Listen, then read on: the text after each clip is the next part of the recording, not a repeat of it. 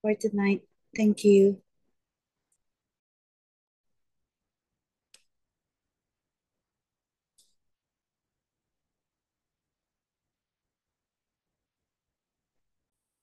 Please unmute. Circe, I would like you to lead the prayer tonight. Thank you. Yes, ma'am. In the name of the Father, Son, the Holy Spirit. Amen. Lord, sana po ay patuloy niyo aming gabayan, lalo-lalo na sa nalalapit naming board exam. Patuloy niyo pong ibigay sa amin ang sipag, ang karunungan upang mapagtagumpayan namin ang aming goal na makapasa dito sa darating na environmental planner licensure board exam. Idadalangin po din namin ang aming mga kasama sa pangunguna ni Ma'am Ana, ni Ma'am Jen, upang itong aming goal na ito ay maging isang ganap na tagumpay. Lahat po ng ito ay inihiling namin sa matamis sa pangalan ng iyong anak na si Jesus. Amen. In the name of the Father, Son, the Holy Spirit. Amen. Thank you, Circe. So let me share you. Let me share my screen. Okay.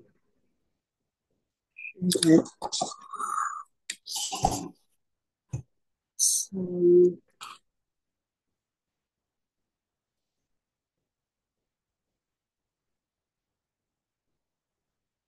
is it sharing now?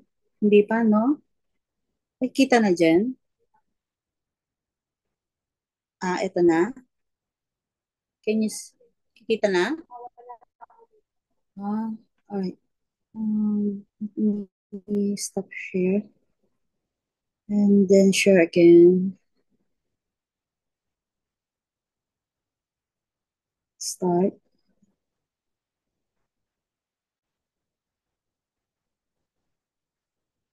So, ito nakikita na.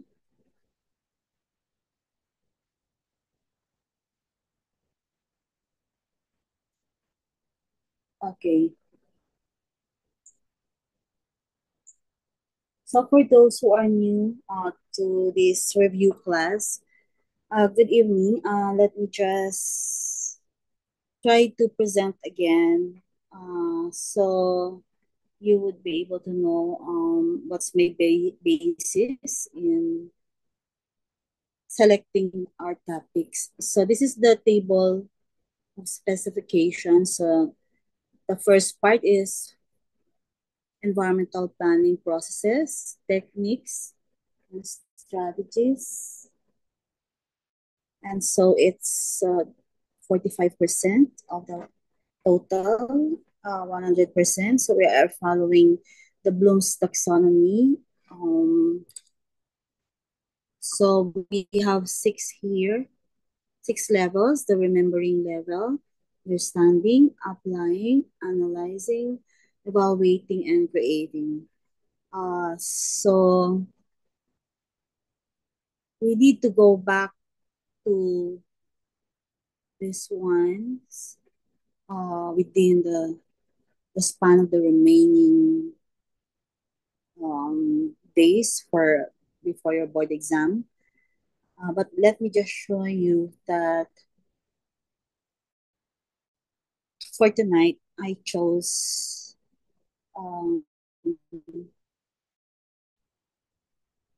okay. So this is concepts, theories, and principles of environmental planning, and this is 20. So earlier, we had 45, and then we had 20. So we have 65, so we have remaining 35%. Okay, and what is this 35%? So this is the one. 35% is this one.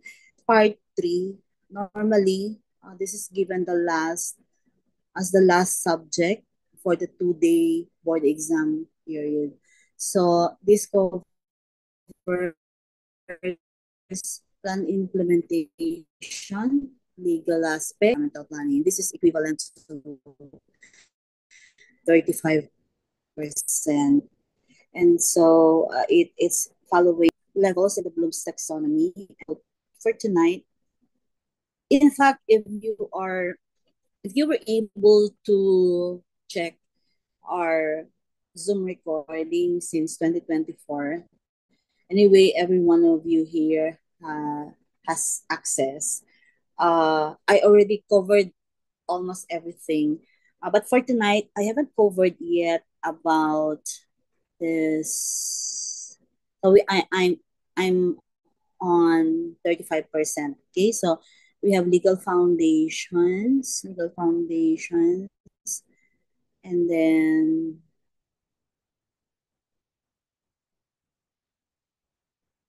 we have key milestones, laws, and rules and regulations on environmental planning practice. So we have R8 and 587. So I think I already discussed this twice since 2024. And so you can check that uh, on your Zoom recording. So this is number 6. Okay, letter A. That's legal foundations of environmental planning. And that's 42% of the 35%. Okay. And so there are items up.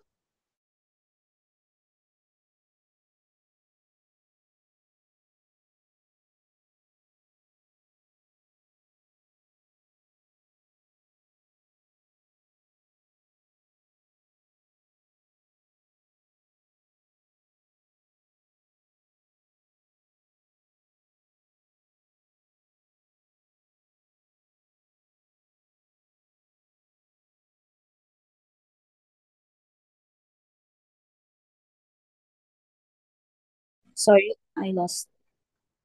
Sinong nawala? Okay. So I'll share again. Okay. Share screen. Start.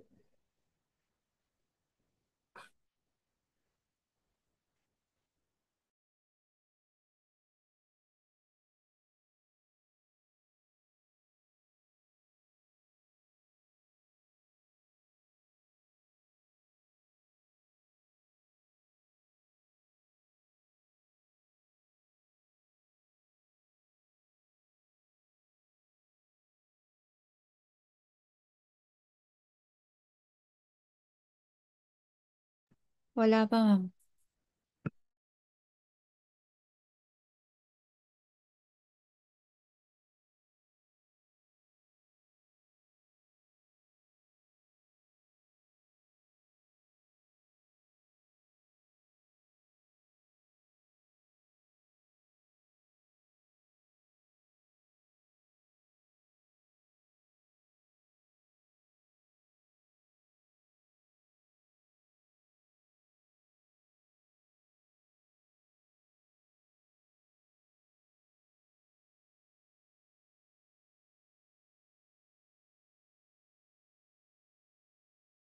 Natin dito.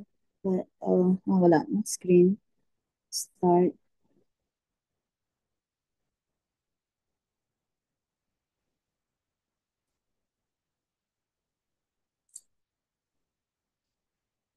Nakita ulit din.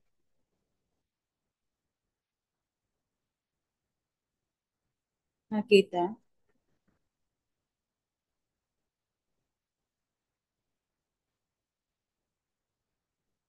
Nakita Jen.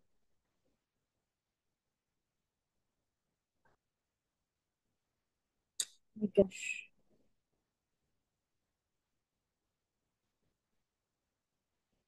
Ha?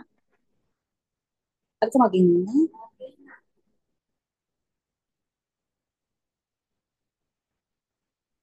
Okay.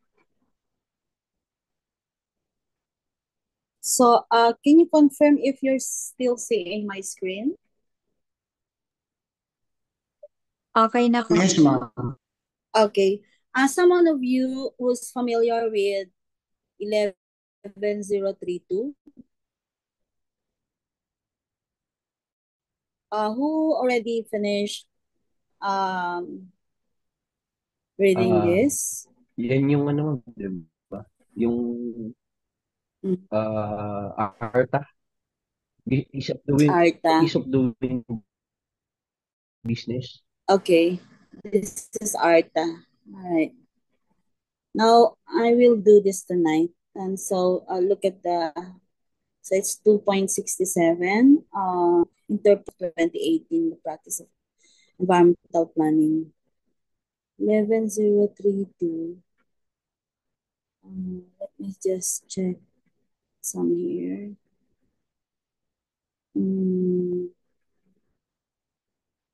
Wala ng 11032. Anyway, so that's how we normally do. Okay, so we make sure that it's included in the Bloom's in the table of specifications. So I will stop share this one so that Jen can share now the new slide. Okay.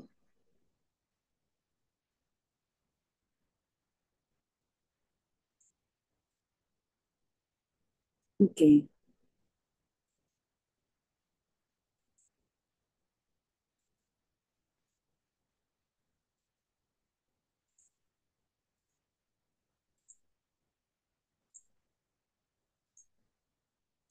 So RA 11032 is the Ease of Doing Business and Efficient Government Service Delivery Act of 2018. So this is sabi ni Jumel, it's the ARTA. And so this is a landmark. Ayaw magsulat yung pencil ko, no? This is a landmark law which seeks to fundamentally change the way government agencies transact with citizens and businesses in the Philippines. So the core mandate or the fundamental mandate is to cut bureaucratic agencies transact with citizens and businesses in the Philippines. I mean, cutting bureaucratic red tape, streamline government processes, and make public service delivery more efficient, transparent, and responsive. So, it can you show the next slide, Jen? Let me see kung meron ng okay. But anyway, so you just stay there. It builds upon this foundation laid by the Anti-Red Tape Act of 2007. So that's the art that has been mentioned by Jumel. So that's our yung ARTA is ubos na tayo. Yeah, I can write it. Anyway, okay, RA. I hope you can see.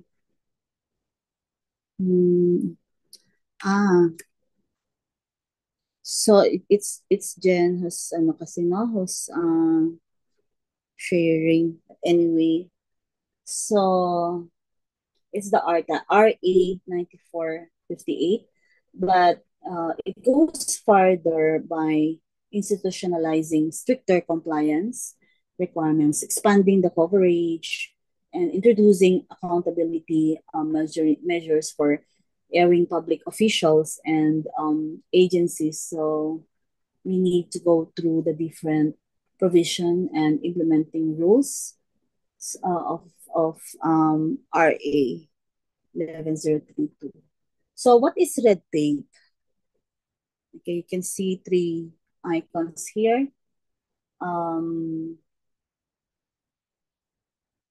So let me try, Jen. I'll just try na ako yung mag-share. No? Sa moment, huwag mo lang tanggalin. Sige, tinanggal mo na. para I can write on to the... Saglit lang tayo. Saglit lang ha. Um,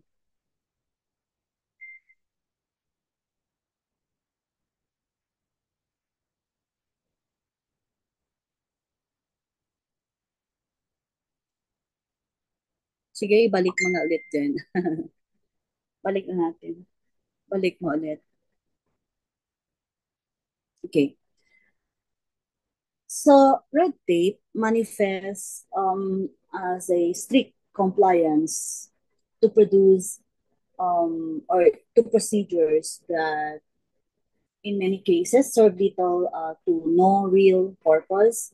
So this is seen in multiple layers of approvals, excessive documentation requirements, and processes that lack flexibility or adaptability to the specific needs of citizens and businesses. Second, it often results in government procedures um, that are not only complex but also time consuming. So these are processes where clients are made to go through several steps, queue at multiple windows, and repeatedly submit the same documents. So the effect is not just inconvenience, but these delays can discourage investments.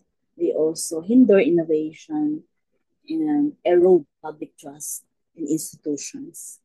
The third one is that perhaps most critically, red tape refers to any regulation, rule, or administrative procedure that fails to achieve its intended purpose and instead produces slow, suboptimal, or even harmful social outcomes. In other words, rather than facilitating good governance, red tape impedes progress. It also burdens citizens and sometimes lead to opportunities for corruption and abuse.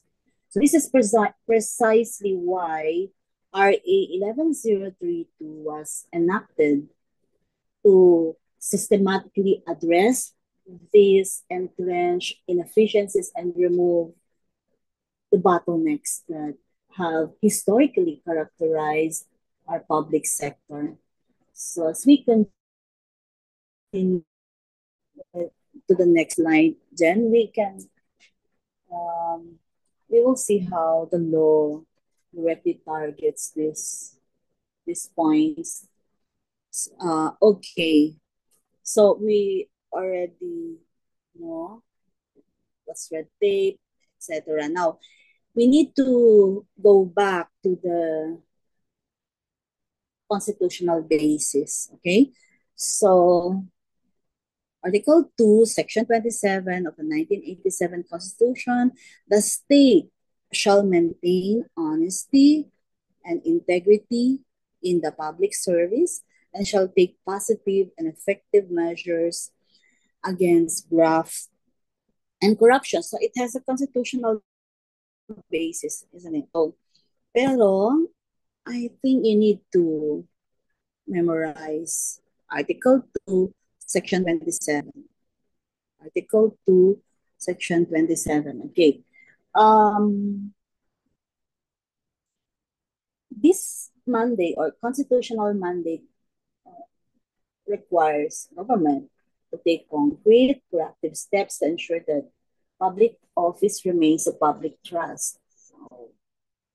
Um, so it's, I think this is very literal, that it should be viewed, in light of this higher legal and moral standard, that it's the state's duty to ensure honest, transparent, and efficient public service. So we can go to the next slide. So Article 2, Section 27. Siguro naman, hindi ninyo makalimutan yun, ano? And then, why was it passed? First, the law was enacted to encourage greater competitiveness, and to improve the overall business environment in the Philippines. For years, bureaucratic inefficiencies and excessive requirements have deterred both local entrepreneurs and foreign investors. So the government recognized that simplifying procedures is essential to making the country more attractive to business and fostering sustained economic growth.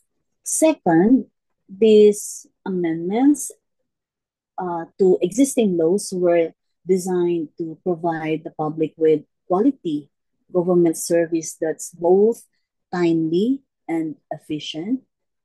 So the aim is to minimize the expense, inconvenience, and wasted time typically associated with the long and the tedious government processes. In short, RA 1103 seeks to put the citizen and the client at the center of public service delivery. Finally, the law requires all government agencies to streamline business registration and compliance procedures. This means eliminating redundant steps, automating systems where possible, and establishing clear, predictable timelines for the completion of transactions. The intention is to modernize bureaucracy. Also, in addition, it's also it's the intention is also to transform it into a genuine partner in national development. So that's motherhood statement. However, that's we cannot avoid, but we need to understand that in that broad perspective. But these were the underlying policy reasons, or this was the rationale why it prompted Congress to pass the Ease of Doing Business and Efficient Government Service Delivery Act of 2018. Now we go to the next. Who are covered? Next slide. Who are covered by the act?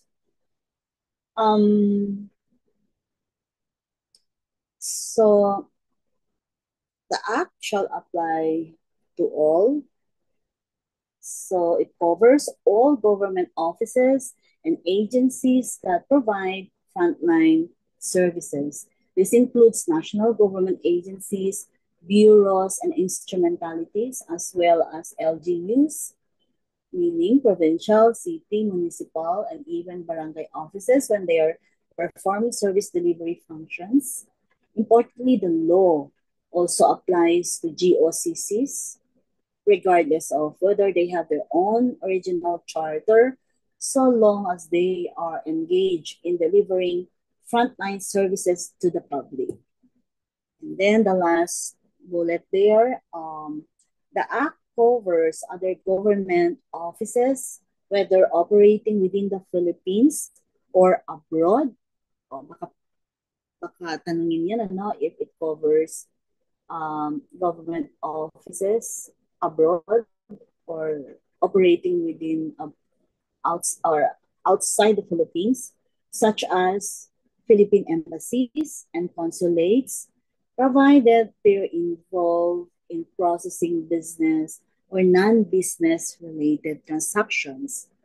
So, in summary, the law is intended to ensure that any government office engaged in public transactions, whether at the national or local level and even outside the country, adheres to the standards of efficiency, accountability, and responsiveness mandated by RA 11032. Go to the next slide. Who are excluded? So while RA 11032 covers most government offices engaged in frontline services, there are important exclusions as clarified by Section 3 of RA 9485 and carried over to this Act. So those performing judicial, quasi-judicial, and legislative functions are not covered by the provisions of RA 11032 in the exercise of these specific powers. This means that courts, quasi-judicial bodies, such as administrative tribunals and legislative offices are not subject to the same requirements when carrying out their official adjudicatory or lawmaking roles. So, Jamel, can you tell me, can you repeat that? So, ganun ka, who are not covered dyan in advance mo? Who are excluded? Judicial, ma'am, kasi judicial who are exposed Okay, with regard to so you mentioned judicial, quasi-judicial, judicial. and Nakalimutan ko yung isa. legislative. Legislative, yes. Yes. So they are not covered by the provisions of RA 1103 kasi baka tanungin yun. So can you bring that back again, Jen? So it means that the courts, quasi-judicial bodies such as administrative tribunals and legislative offices are not subject to the same requirements when carrying out their official adjudicatory or lawmaking roles. However, it's also important to emphasize that when these offices or bodies render frontline services such as the processing of clearances, issuance of certifications, or any service that involves direct transactions with the public, these activities fall squarely with the ambit of the Act. The law draws a distinction between judicial or legislative functions which are excluded and administrative transactions with the public which are included. So this ensures that the delivery of public services remains efficient and accountable regardless of the type of government office involved. So Section 3, RA 9485. Okay. So what's RA 9485, Jumel? Anti-red tape act po. So, Jen, can you move to the next one? So, Citizens Charter, it's an official document, okay? Citizens Charter is an official document. It's a service standard or a public pledge that lays out in clear terms what the public can expect from a government office. So meron kayong Citizens Charter, those from government. And the Citizens Charter serves several purposes. First, it communicates essential information about the services provided by the agency. So kung saan kayo, LGU man or national GOCs is included, including the requirements, procedures, fees, and processing times. This transparency is intended to prevent confusion.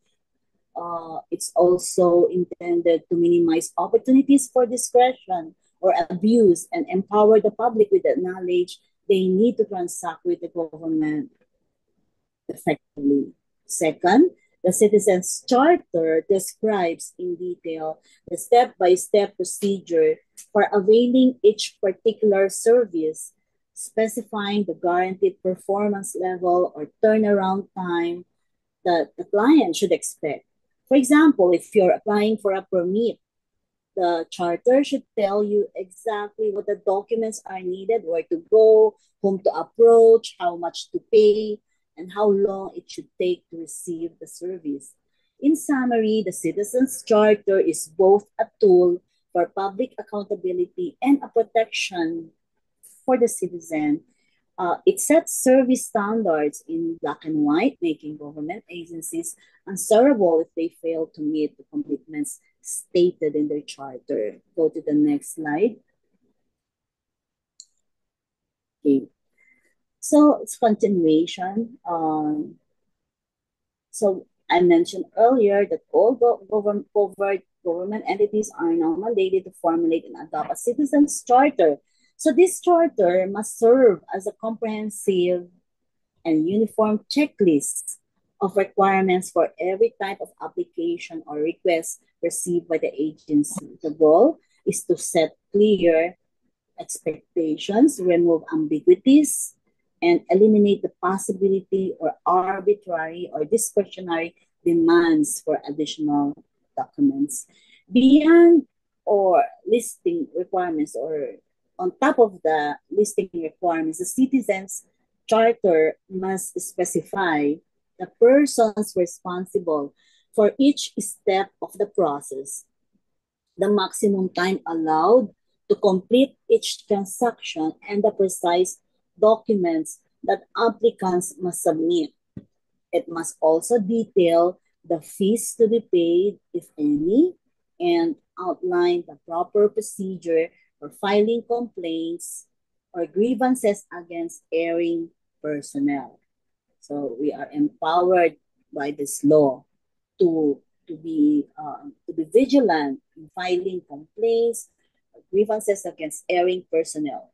By institutionalizing these standards, the charter strengthens transparency, it ensures accountability, and upholds the right of every citizen to prompt and, and efficient public service.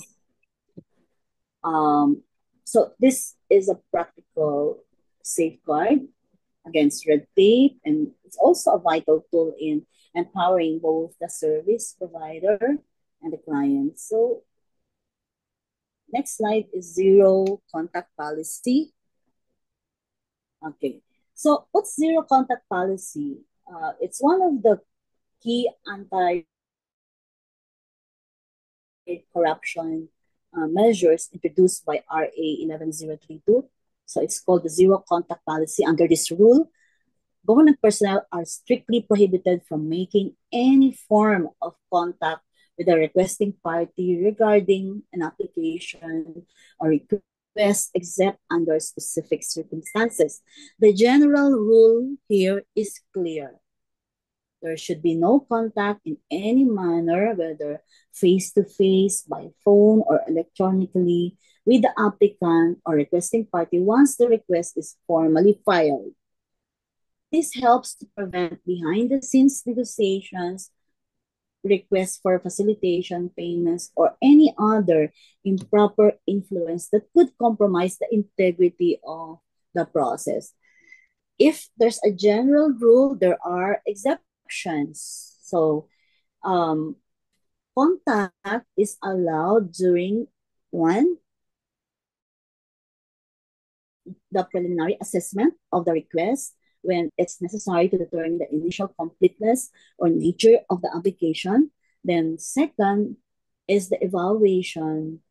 Contact is allowed during the evaluation of the sufficiency of documents submitted, where clarification or additional documentation may be required from the applicants. Outside of these instances, any unauthorized contact is strictly prohibited. The purpose of the zero contact policy is to create transparent, predictable, and corruption-resistant environment for public transactions. You can go to the next slide, acceptance of applications or requests. So RA 1102 imposes clear obligations on all government officers and employees involved in frontline services regarding the handling of applications or requests. Every officer or employee is required to accept written applications, requests, and supporting documents submitted by any applicant or requesting party. This prevents arbitrary refusal or the imposition of unnecessary barriers at the point of submission. So once the documents are received, the officer or employee must immediately conduct a preliminary assessment of the application. If there are any deficiencies, the applicant must be promptly informed, ideally on the same day, so that this can be addressed without delay. So, importantly, the grounds for identifying a deficiency are strictly limited to those requirements listed in the agency's citizen charter. Officers and employees are not permitted to require or demand documents or information that are not expressly stated in the charter. This safeguards applications from arbitrary or invented requirements, extra requirements, and it upholds transparency in government transactions. So we can go to the next slide. That's the processing time, and we need to note this one. It may be asked since it's in the table of specifications. So it's so the requirement or this requirement is meant to address one of the most common frustrations of the public. That's the long, unpredictable waiting periods. Under the law, every application or request must be acted upon within the period stated in the agency or office citizen charter. However, the law also prescribes maximum periods that cannot be exceeded. For simple transactions, the process must be completed within 3 working days. I repeat, 3 working days from the date of receipt. For complex transactions, the maximum period allowed is 7 working days. For highly technical transactions, the processing time must not exceed 20 working days. So if we try to look at the 3 transactions here, the first simple transaction within 3 days from date of receipt, and then complex is 7 working days, and then highly technical transactions, it must not exceed 20 working days. So beyond 20 working days, it's already prohibited. So these periods are counted from the time the application or request is formally received by the agency. So if an agency fails to meet these deadlines, it may be held administratively liable, emphasizing the government's commitment to timely and efficient public service. So we go to the next one. I think that it's just trying to further explain that simple transactions. So what are the simple transactions? It refers to the requests or applications submitted by clients of a government office that require only ministerial action on the part of the public officer or employee. I repeat, ministerial action. In other words, these are transactions where the officer's role is limited to checking for completeness and compliance. So there's no need for interpretation, investigation, or the exercise of significant judgment. So simple transactions are also those that present only inconsequential issues, meaning any problems or clarifications are minor and can be quickly resolved without delay or extensive processing. Examples typically include requests for certifications, permits, clearances, or similar documents where requirements are clearly defined and the process is straightforward. So these are the characteristics of a simple transaction. The law mandates that these transactions be completed within 3 working days from the date of receipt, reflecting the expectation of prompt and efficient service for routine matters.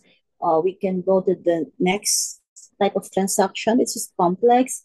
So under the law, complex transactions are those requests or applications submitted to a government office that require the exercise of discretion or just judgment by the public officer or employee.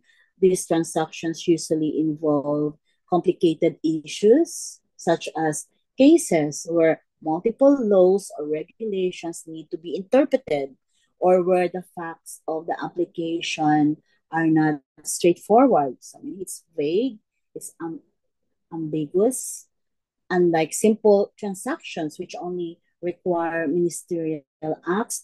Complex transactions demand a more thorough evaluation and often involve some form of decision making or problem solving.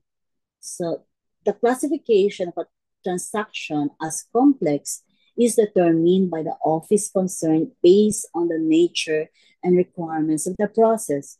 Examples of complex transactions include the approval of certain licenses, environmental permits, or business registrations, where the application may raise issues that need to be resolved or clarified.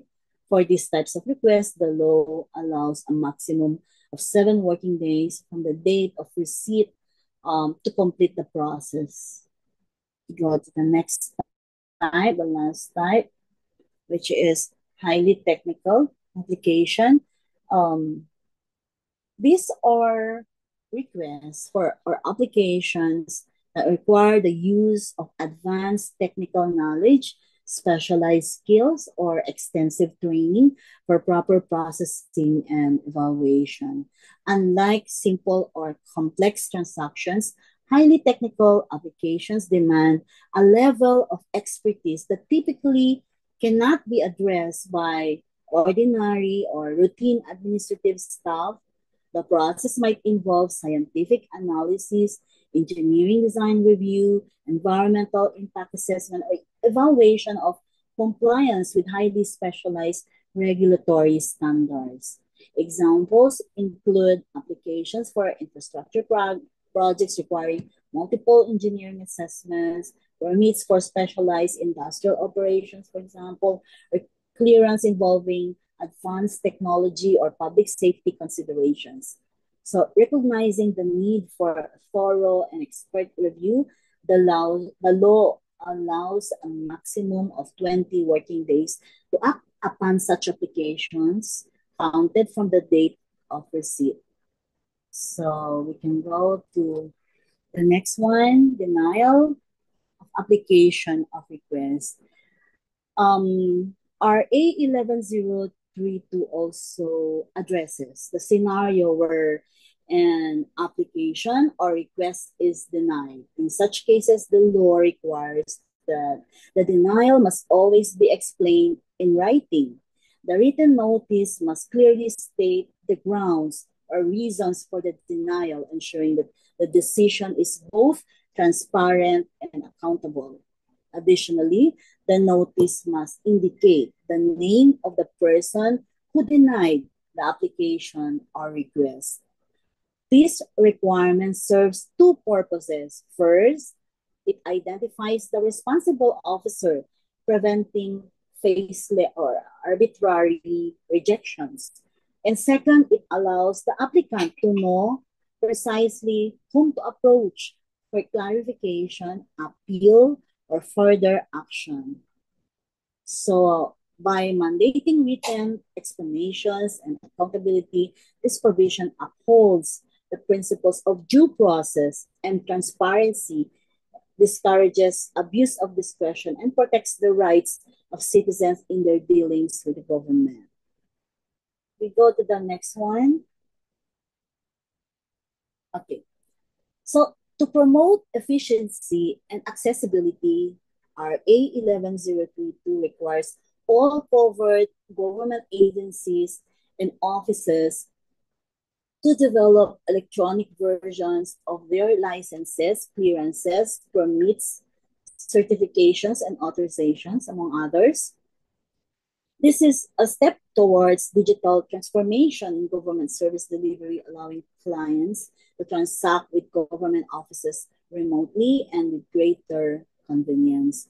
These electronic versions are not simply optional or secondary. The law specifically provides that electronic documents shall have the same legal authority as their physical hard copy counterparts.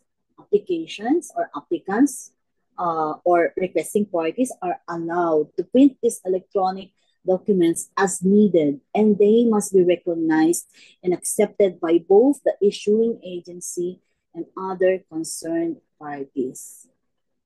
Okay, so this reform not only increases efficiency but also enhances transparency and traceability in public transactions. So the law, obviously, the law addresses common challenges such as lost paperwork, geographical barriers, and long queues. And so, um, the usual government processes aligns or is being addressed with modern technological standards. Go to the next slide. Automatic approval or automatic renewal. So one of the most or one of the highlights of the or features of RA 11032, like I'm referring to the accountability features, is the provision on automatic approval or automatic renewal. This mechanism serves as a safeguard against bureaucratic inaction and undue delays. The law provides as well that if an applicant or requesting party has submitted complete documentary requirements and has paid all the required fees and charges, then the agency or office is under a strict obligation to act on the application or request within the prescribed processing period. If the government agency or the office fails to approve or disapprove the application or request within the period stated in the Citizens Charter, the application is deemed automatically approved or renewed by operation of law. This is a strong incentive for agencies to strictly observe the prescribed timelines and prevents the public from being held hostage by inaction or neglect.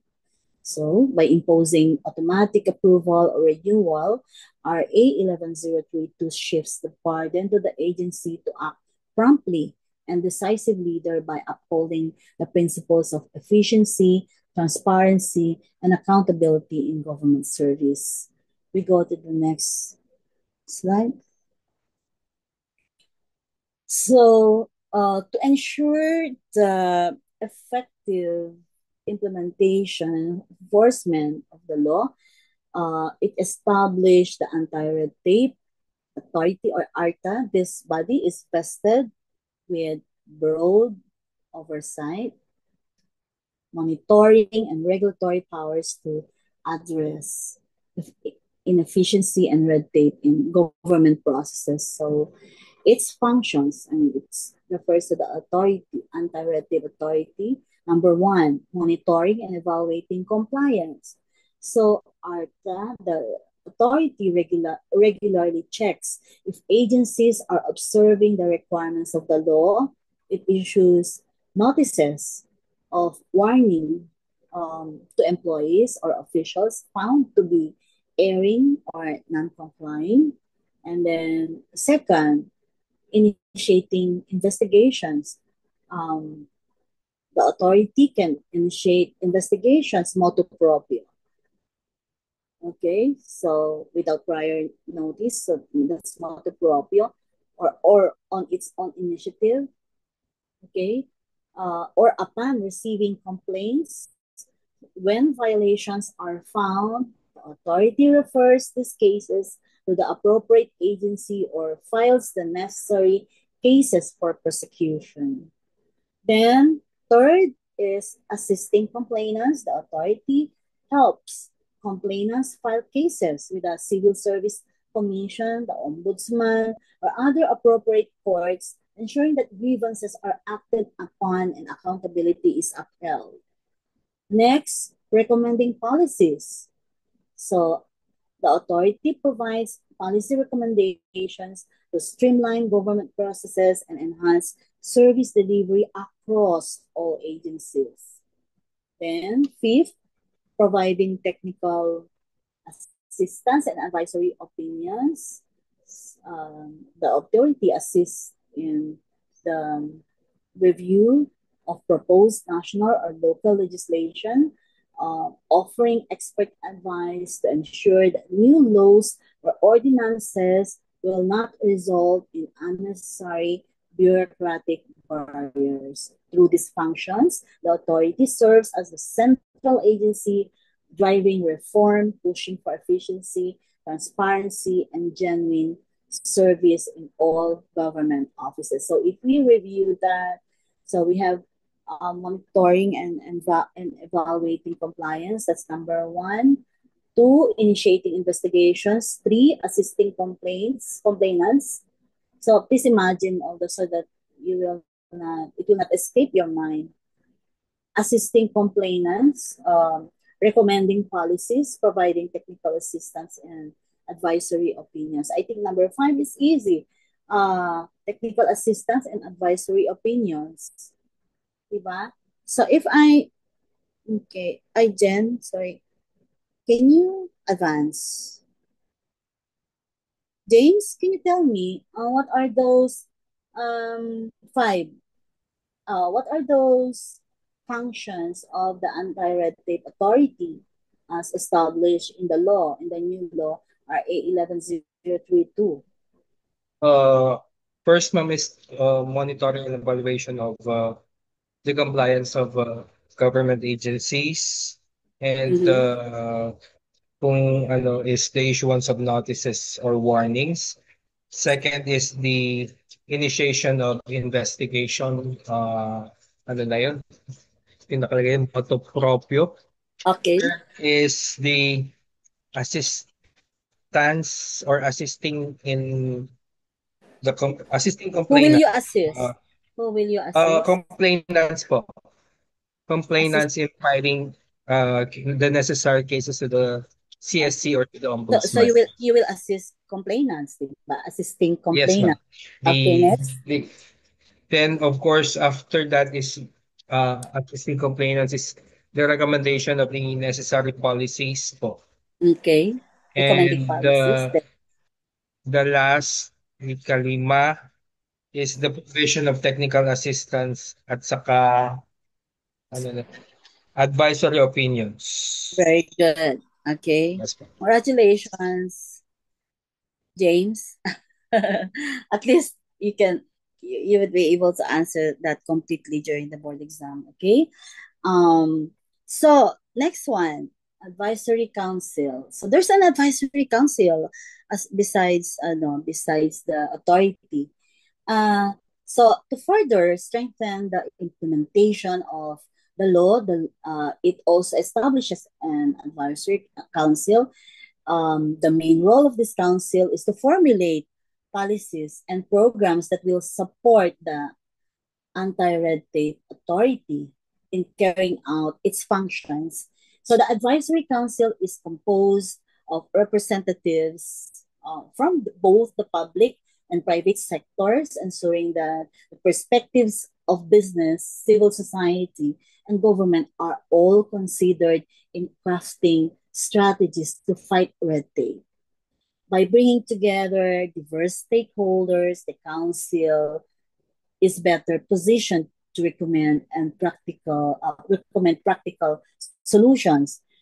They can also identify bottlenecks and address emerging challenges. Ultimately, the advisory council is tasked with helping improve the country's competitiveness and ease of doing business by working hand in hand with ARTA, with the authority to continuously innovate, update, and streamline government processes for the benefit of all. So we can go to the violations. Next slide. All right. So RA 11032 clearly defines acts and omissions that constitute violations of the Ease of Doing Business and Efficient Government Service Delivery Act. These violations represent the principal forms or the core forms of red tape and poor public service that the law seeks to eradicate. So, number one, refusal to accept an application or request with complete requirements without due cause. So, what is this all about? Government officers and employees are required to accept. So that's how simple it is. Accept properly completed applications. Any refusal without valid justification is a violation.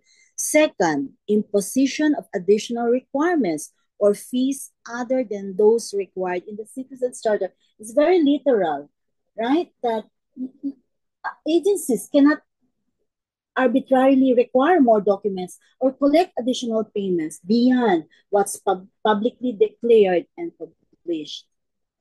So be careful with your Citizens Charter. So failure to give the applicant or requesting party a written notice of disapproval. So when applications are denied, the agency must issue a written notice stating the grounds for denial and the responsible official. Next, failure to render government service within the prescribed processing time, delays beyond the period set in the Citizens Charter or under the law are considered violations. Then next, failure to attend to applicants or requesting parties present before the end of office hours or during lunch breaks. Ayan. So, agencies must serve all clients who are already within their premises, even if it's close to closing time or lunch break. Nagawa ba ninyo to? Baka naman, sorry, lunch break na. Ganon. So, okay. Merong no lunch break policy. Meron. Ginagawa nyo ba No talaga? lunch break po.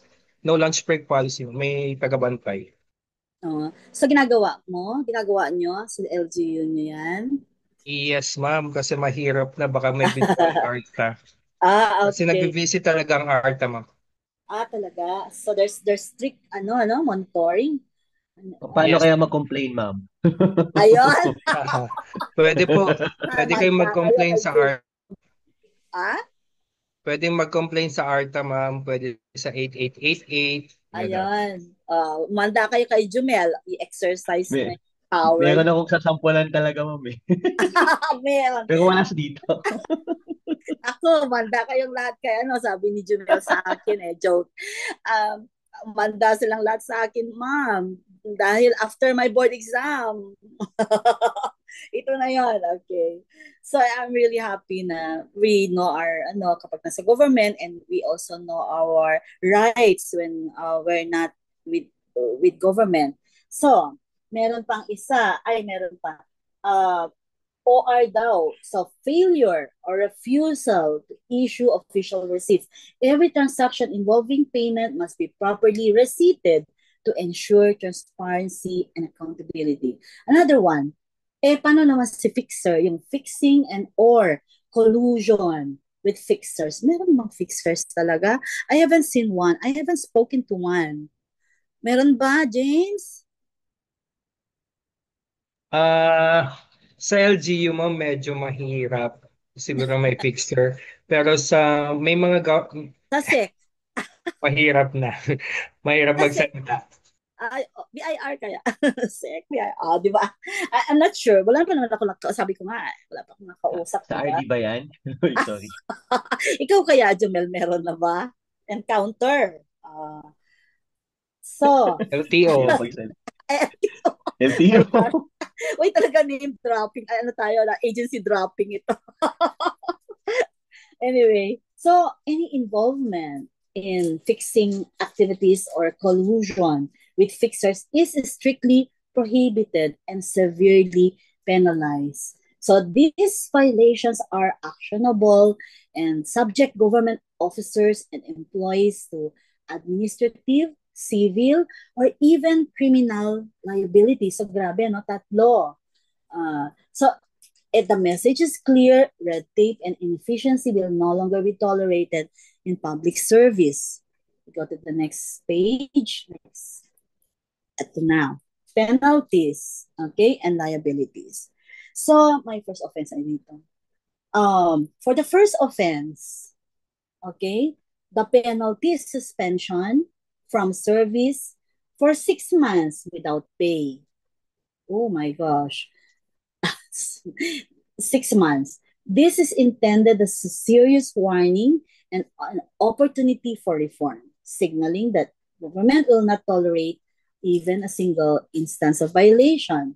For the second offense, the consequences are much more severe. The law mandates dismissal from service, also perpetual disqualification from holding any public office, and forfeiture of retirement benefits. Naku, mahirap na, no? Yung pinaghirapan mo. So, in addition to these administrative sanctions, the erring official or employee may also face criminal liability, specifically imprisonment, ranging from 1 year to 6 years. Ano yun?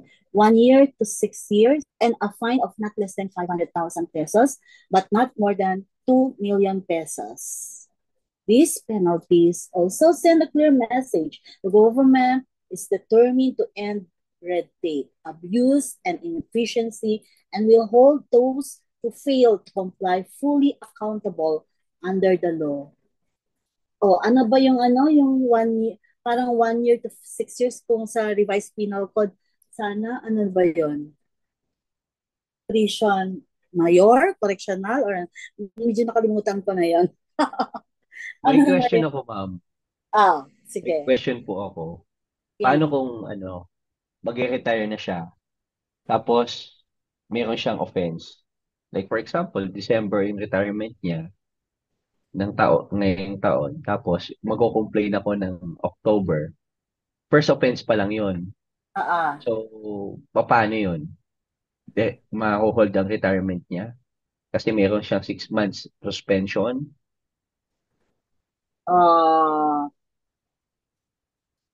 Ano ulit? Ano ulit yung circumstances? Nag-retire siya or retiring? Ano? Year? Retiring siya within the year. Let's say, for example, December ang retirement niya. Tapos may nag-file ng complaint sa ARTA, and then napatunayan. Ang complaint niya pumatak ng October. Tapos since first offense siya, ma-hold ba yung kanyang retirement, or bubuuhin niya pa rin yung 6 months, or 3 months na lang din naman siya? So 3 months lang yung suspension niya kasi mag-retire siya. Paano yun, ma'am? So, retiring with... Depende po sa ano yun, ma'am. Parang depende po sa decision na lang ombudsman po yun. O kaya ng Civil Service Commission kung saan man napila yung kaso. Kasi si ARTA would file it to the CSC or to the Office of Ombudsman. Pero usually pag ganun po, hindi na siya sa sweldo dun sa remaining months. And parang ganun. At saka may mga mawi-withhold na mga benefits ko. Oo, I think it is verbalized. I think it is clear kanina na sinabi ko na yung mga, di ba, malapit na nga siyang mag-retire, so there's no excuse, he will still be held liable for that, and the ensuing, yung mga remaining months niya. Paano kung mabigat, ma'am? Yung kanyang, kasi first offense siguro light lang to eh. Pero kung talagang grave abuse. Oo, pag at napatunayan. Based po sa... sige. Hello po. Sige lang. Based sa ora-ora po ng Civil Service Commission, pag grave abuse naman or grave offense naman po is dismissal naman kagad yun sa ora-ora ng Civil Service. Yan. So, Okay, yung question ni ito si Jumel. So for sure it will be yung retirement benefits mo na no, for sure it will be, it may be withheld, di ba, or forfeited if before, especially before or during the processing of retirement niya, it was proven that the employee committed an offense that merits forfeiture under the law. And so yung timing, so if the offense, for example, if the offense was committed and proven October, sabi yung example niya. So even if the employee is due to retire in December 2025, then the finding of guilt can be grounds to withhold or forfeit retirement benefits. So because the law does not allow an employee to escape that liability by simply retiring, di ba? Hindi ka rin papalalagpasan yan eh. So administrative, meron kang administrative doon, and even criminal liability can attach to the person, not the position. So regardless of I think it's clear na sinabi doon sa kahit doon sa sa di ba doon sa rules of court, may rule 140 parang gano'n na that the penalty or of dismissal shall carry with it cancellation of eligibility for future, parang gano'n, of leave credits and retirement benefits. So matindi yan. Kaya nga, you need to, when you are retiring, when you're due for retirement, you need to be very careful because disqualification for, you want, pwede ka namang ma-re-employ or something. So, naano mo na yun, na-forfeit mo na din yun.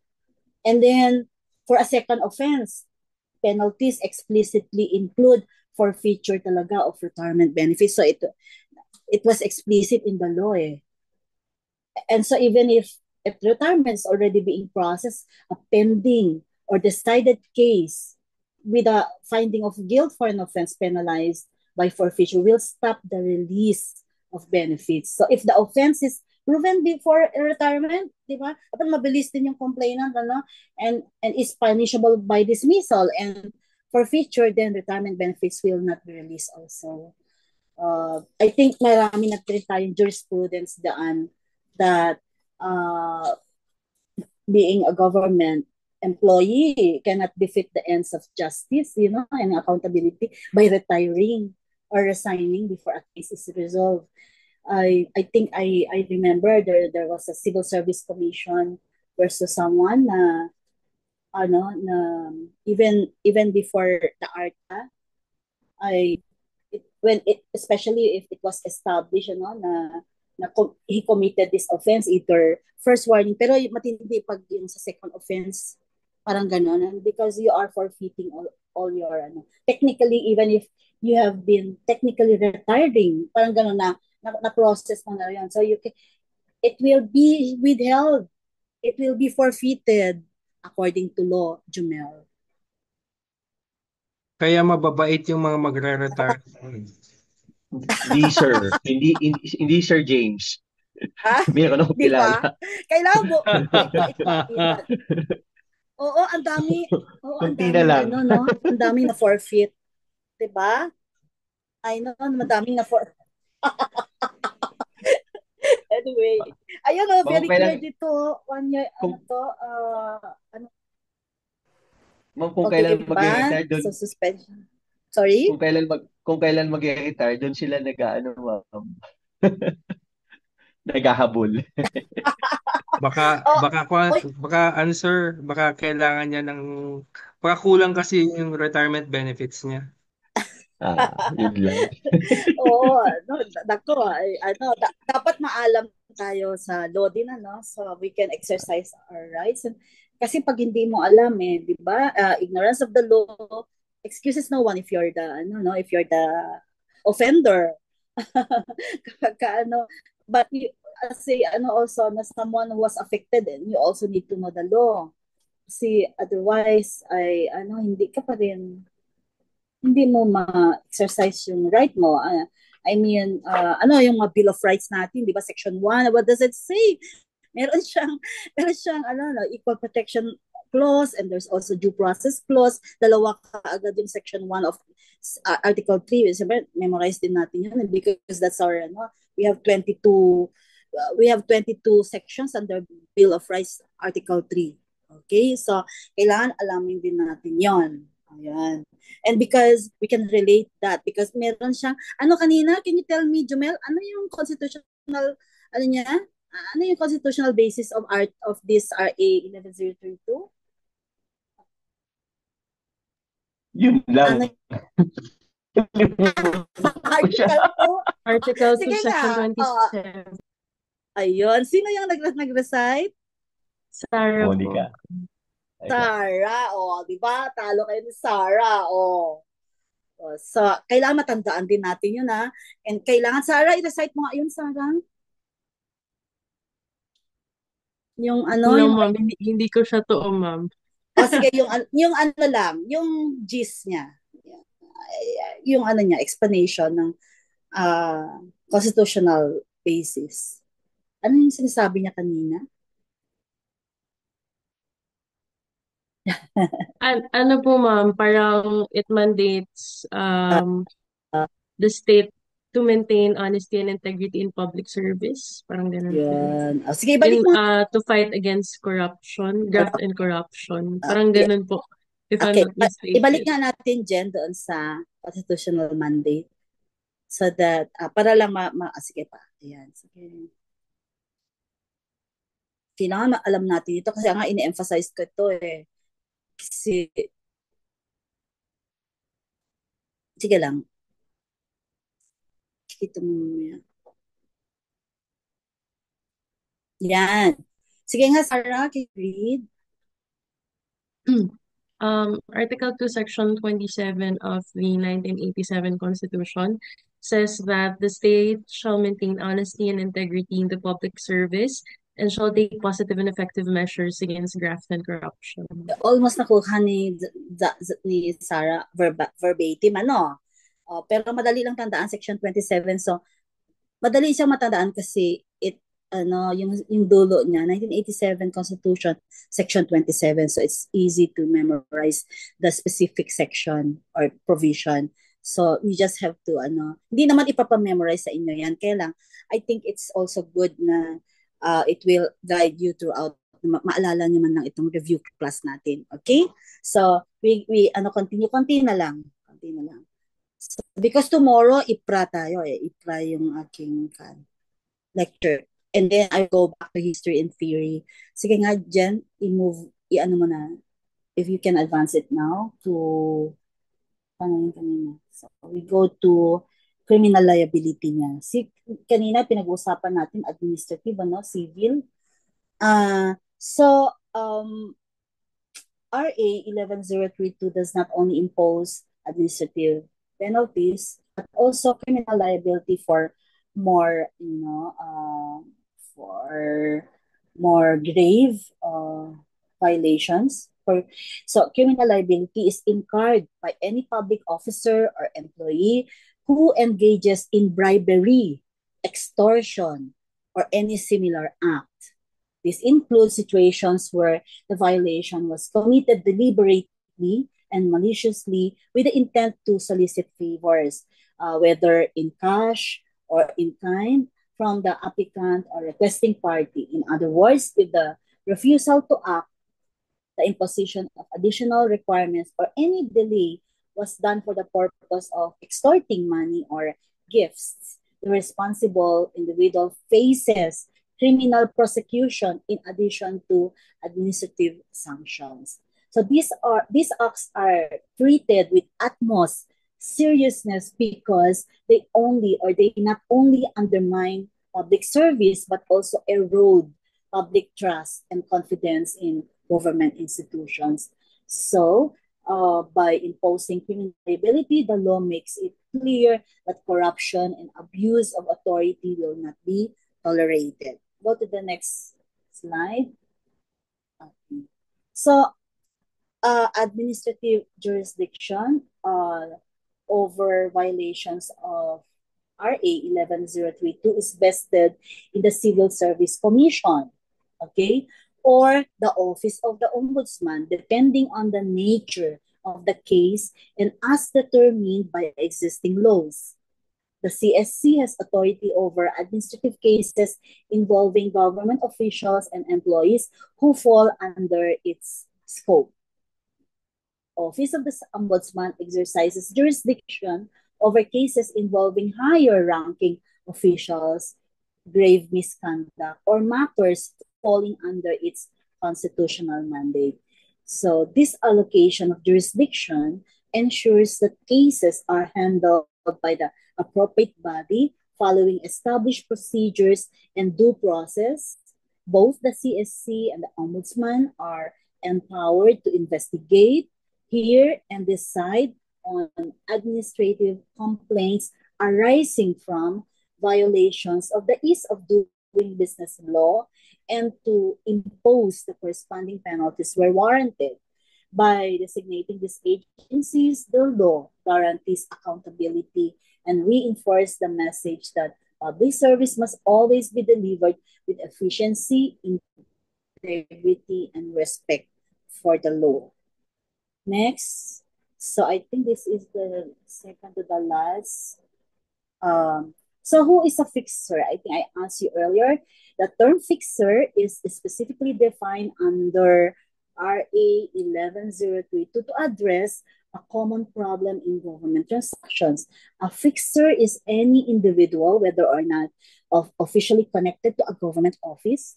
I'll repeat that, whether or not officially connected to a government office, who, by virtue of access to people inside the agency, facilitates the expedited completion of public transactions in exchange for pecuniary gain or any other advantage. This definition covers both outsiders and government insiders, and it applies regardless of whether or not the fixer is in collusion with public officials or employees. The essential element is that the person offers to fix or speed up the process for a fee or some form of consideration.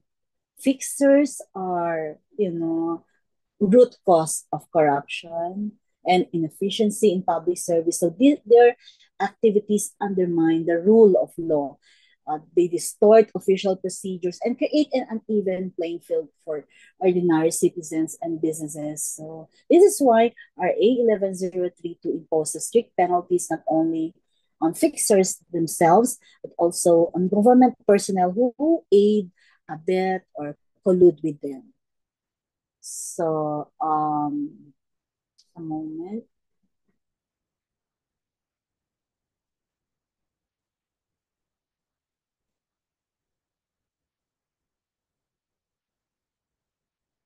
So we go to the next slide. Last time tayo no? End na pala. So it's 11:08. So I think I mentioned about pecuniary gain. So what's pecuniary gain? It means financial gain, okay, or monetary benefit in legal and government context. So it's a legal term. It refers to any profit or payment or material advantage in the form of money or assets that a person receives directly or indirectly as a result of an action, often improperly or illegally. So, for example, if a government employee processes documents faster in exchange for a fee or grease money pala yun, that money is considered a pecuniary gain. So it's relating to money, okay, or profit. So I hope that you learned something tonight about RA 11032. I hope you also had fun understanding this one. So I hope I made it easier to understand. So Jose, how about that?